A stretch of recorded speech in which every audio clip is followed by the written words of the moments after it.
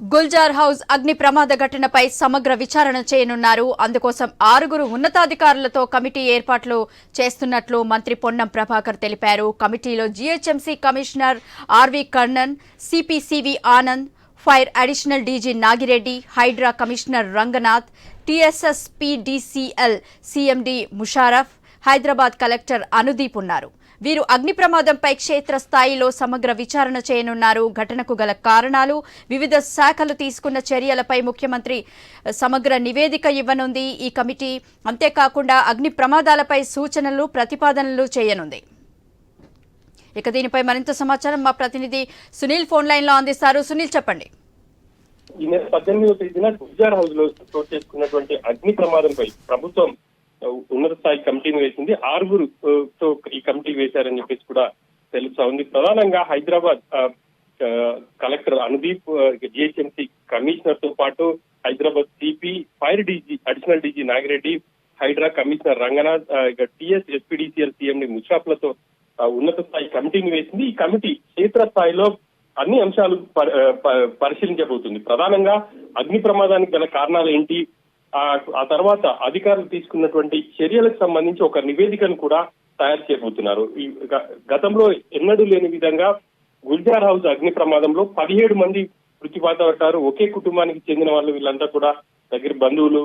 17 మంది మృతి చెందడం సంబంధించి ప్రభుత్వం ఇటు సహాయక చర్యలు కూడా ఆ రోజు అక్కడ చేపట్టింది. ఇక అక్కడ ఉన్నటువంటి లోటుపాట్లకు సంబంధించి అసలు అగ్ని ప్రమాదానికి గల కారణం ఏంటి, అంతమంది మృతి చెందడానికి అక్కడ ఉన్నటువంటి సిచ్యువేషన్స్, వీటన్నిటికి సంబంధించి నివేదిక తయారు చేసి సీఎం ఇవ్వబోతున్నారు. అంతేకాకుండా రానున్న రోజుల్లో ఇక భవిష్యత్తులో కూడా అగ్ని ప్రమాదాలు జరిగినప్పుడు ఎటువంటి చర్యలు చేపట్టాలి, ప్రధానంగా ఇరుకు ఇళ్లలో కావచ్చు, ఈ గుల్జార్ హౌస్ ఘటనకు సంబంధించి అక్కడ చూసాం మనం స్పష్టంగా ఒకటే ఎంట్రీ ఎగ్జిట్ ఉంది. ఇక అక్కడి నుంచి తప్పించుకునే వీలు లేకపోయింది.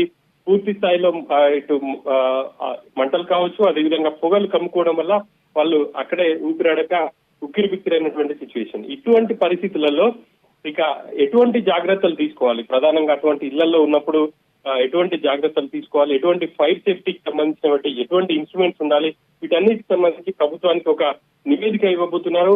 ఇక ఆ నివేదిక మేరకు ప్రభుత్వం కూడా తగిన చర్యలు తీసుకునే అవకాశం ఉంది. ఇక ఈ కమిటీకి సంబంధించి మంత్రి పొన్నం ప్రభాకర్ కాసేపటి క్రితమే ధృవీకరించారు. 6 కమిటీ వేశాం. ఆ కమిటీ ఇచ్చినటువంటి నివేదిక మేరకు రాబోయే రోజుల్లో కావచ్చు, భవిష్యత్తులో అగ్ని ప్రమాదాల నివారణకు ప్రజల్లో మరింత అవగాహన కలిగే విధంగా చర్యలు తీసుకోబోతున్నట్టు ప్రకటించారు. అయితే సునీల్, మరి ఈ అగ్ని ప్రమాద ఘటనపై కమిటీ ఏర్పాటు చేయనున్నారు కదా, అయితే ఈ ఎలాంటి జాగ్రత్తలు తీసుకోవాలి అనే దానిపై చర్చించే అవకాశాలు ఉన్నాయి. ఓకే, అయితే ఎలాంటి జాగ్రత్తల గురించి చర్చించే అవకాశం ఉంది ఇందులో? ప్రధానంగా గుల్జార్ హౌస్ ఘటనకు సంబంధించి ఎక్కువ మంది చనిపోయారు. హైదరాబాద్ చరిత్రలోనే మొట్టమొదటిసారిగా అంతమంది అగ్ని ప్రమాదంలో మరణించడం. గతంలో కూడా అగ్ని ప్రమాదాలు జరిగాయి, కాబట్టి చాలా మరణాల సంఖ్య చాలా తక్కువగా ఉంది. 5 అట్లా చనిపోయిన సిచ్యువేషన్స్ ఉన్నాయి. చాలా మందిని సేవ్ చేసినటువంటి పరిస్థితులు. కానీ ఇక్కడ జరిగినటువంటి ఘటన చూస్తుంటే ఎక్కువ మంది చనిపోయారు. అంతేకాకుండా అక్కడ వాళ్ళు బయటికి రాని సిచ్యువేషన్ కూడా ఉంది. ఇటువంటి పరిస్థితులలో అగ్నిమాపక శాఖ ప్రజల్లో పూర్తి స్థాయిలో అవగాహన కల్పించే విధంగా అన్ని శాఖల సమన్వయంతో ఒక కార్యాచరణను రూపొందించబోతున్నారు.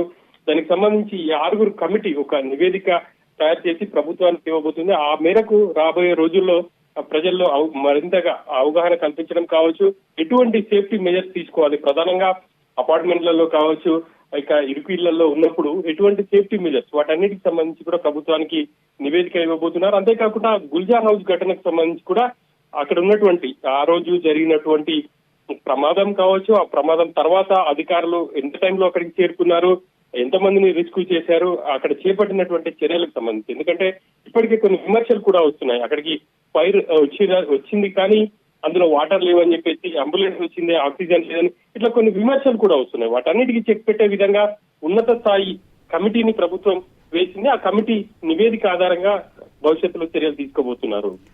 Right, thank you Sunil.